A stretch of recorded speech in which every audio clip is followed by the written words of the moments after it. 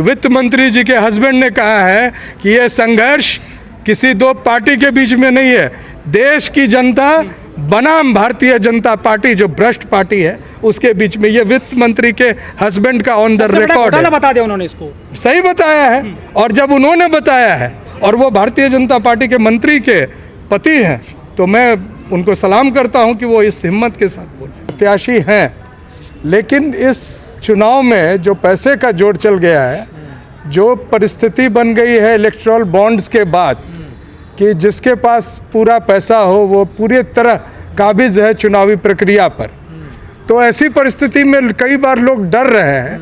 दूसरी बात, जो ईडी के माध्यम से नेताओं को, खास तौर से जो नेता प्रत्याशी बनना चाहते हैं, अगर उनका कोई ट्रैक रिकॉर्ड कुछ मिल गया बीजेपी को, तो कई लोगों को ऐसा लग रहा है कि उनको वापस वही हश्र होगा जो अरविंद केजरीवाल जी का या हेमंत सोरेन का हुआ।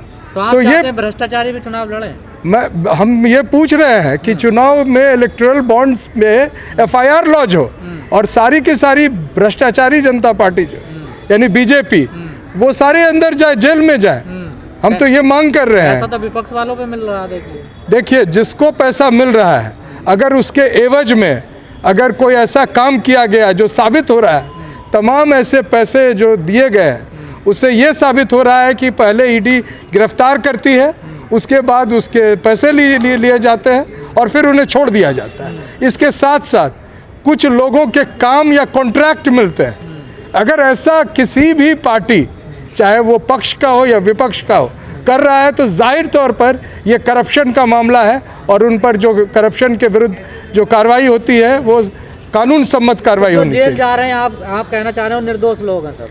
हम ये कहना चाह रहे हैं कि ईडी के पास जो रेट ऑफ कन्विक्शन है वो 0 पॉइंट समथिंग है। उन्होंने क्या किया कि जितने केस हो गए समाप्त, उसमें उन्होंने अपना रेट ऑफ कन्विक्शन दिखाया। एक्चुअली में 0.5 यानी 100 लोगों का अगर गिरफ्तार किया तो आधे लोग को भी कन्विक्ट नहीं कर पाए आज तक। तो ये दिखाता है कि किस तरह से वो एक एजेंडा लेकर दूसरे नेताओं को पकड़ते हैं। उनके पास सबूत नहीं होती है, कानूनी प्रक्रिया में सबूत जुटाकर उनके विरुद्ध कार्रवाई करना बहुत ज़रूरी है। जो ईवीएम का विरोध करते थे अब ईवीएम से चुनाव लड़ने चले गए।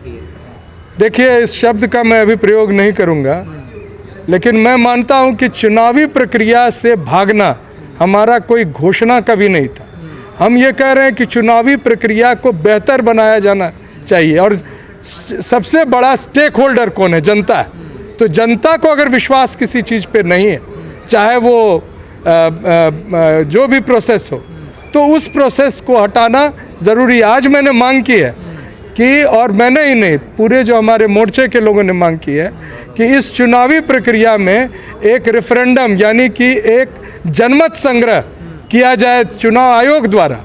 एक बैलेट दे के साथ में सभी लोग जो वोट देने आएंगे कि आगे के चुनाव आप किस प्रक्रिया से करवाना चाहते हैं। इससे पूरे देश में ये तय हो जाएगा कि जनता को क्या पसंद है और जो रिजल्ट आएगा। जनता को तो मोदी जी पसंद है ना, आप देख नहीं रहे? देखिए, ये बहुत बड़ा मिसकंसेप्शन है जो हाल अभी है। आप ही लोग के माध्यम से हमारी बात पहुंचती थी और आप लोगों को भी स्ट्राइक झेलना पड़ रहा है, तो हमारी बात तो पहुंच नहीं पा रही है। पूरे अंतर्राष्ट्रीय दृष्टिकोण से भारत ने प्रोटेस्ट किया कुछ देशों पर कि अरविंद केजरीवाल के अरेस्ट पर अंतर्राष्ट्रीय टिप्पणी क्यों की गई। हर देश में जहां लोकतंत्र का हनन होता है, भारत भी उन देशों पर टिप्पणी करता है। तो सर, आप केजरीवाल जी के साथ में हैं या विरोध में हैं, या फिर? हम निश्चित तौर से संविधान के साथ हैं और संविधान सम्मत नहीं है केजरीवाल जी का अरेस्ट या उनका जो उनको जो डिटेन किया गया है या उनको जो रिमांड पर लिया गया। चैलेंज तो केजरीवाल ही करते थे ना कि दम है तो लाओ ईडी को, हमें गिरफ्तार करो, हमें जेल में डालो। अब जब गिरफ्तार हो गए तो अब रोना रो रहे हैं, रोज आंदोलन हो रहे हैं। नहीं, देखिए, वो चैलेंज करते थे, नहीं करते थे केजरीवाल? देखिए, वो चैलेंज जो थी वो चुनावी प्रक्रिया को लेके था और चुनावी प्रक्रिया में अभी जो है वो ऐसे समय में ये कार्रवाई की गई है जब चुनाव घोषणा हो चुका है। ये कार्य अभी ईडी को बिना चुनाव आयोग से सहमति लिए हुए वो कर नहीं सकते थे। पर ईडी संबंध तो 2 महीने से दे रही ना, वो उससे मतलब नहीं है। आपके सारे राइट्स, एडमिनिस्ट्रेटिव राइट्स विथहोल्ड हो जाते हैं। आज अमित शाह जी को कोई हक नहीं है निर्देश देने का ईडी को, लेकिन उनके निर्देश पर अरेस्ट हो रहे हैं अरविंद केजरीवाल। वो स्वयं चुनाव में एक पार्टी है और दूसरे पार्टी को लेवल प्लेइंग फील्ड नहीं मिले, उनको एक तरह से उनके नेताओं को अंदर डाल के बिना अपोजिशन का भारतीय जनता पार्टी चुनाव में आए, वो प्रक्रिया की जा रही है और ये हम सब देख रहे हैं। दोष है केजरीवाल जी? निश्चित तौर से जब तक उनके खिलाफ पर्याप्त सबूत नहीं है, भारत का संविधान और भारत का कानून कहता है कि हर एक व्यक्ति निर्दोष है जब तक उसके खिलाफ कोई भी जो आरोप है वो साबित नहीं हो जाए। इनके खिलाफ एक भी सबूत नहीं पेश कर सकी है कोर्ट में, फिर भी 7 दिन का और रिमांड मांगा है कोर्ट में। और इन 7 दिन में एक भी ऐसे कागजात नहीं, बल्कि जिनका बयान दिया है उनसे ये जो इलेक्टोरल बॉन्ड्स के माध्यम से भारतीय जनता पार्टी ने उनसे 5 करोड़ रुपया पहले रिश्वत ली है और अब तो ईडी को उस व्यक्ति के खिलाफ कार्रवाई करना चाहिए, क्योंकि ये प्रूवन है, सुप्रीम कोर्ट के आदेश पर वो ऑन रिकॉर्ड है, इलेक्शन कमीशन के वेबसाइट पे है। तो किसी की सबूत की ज़रूरत नहीं है, पूरी जनता देख रही है, देश देख रहा है। तो जो ये व्यक्ति जो अरविंद केजरीवाल के खिलाफ गवाही दे रहा है, उसने घूस दिया है और घूस लेना और देना दोनों अपराध है। जिस गठबंधन की वाहवाही हो रही थी, अभी जो इंडिया गठबंधन बना, वो तो ऐसे बिखर गया ना सर, जैसे कौन बोलता है बिखर गया?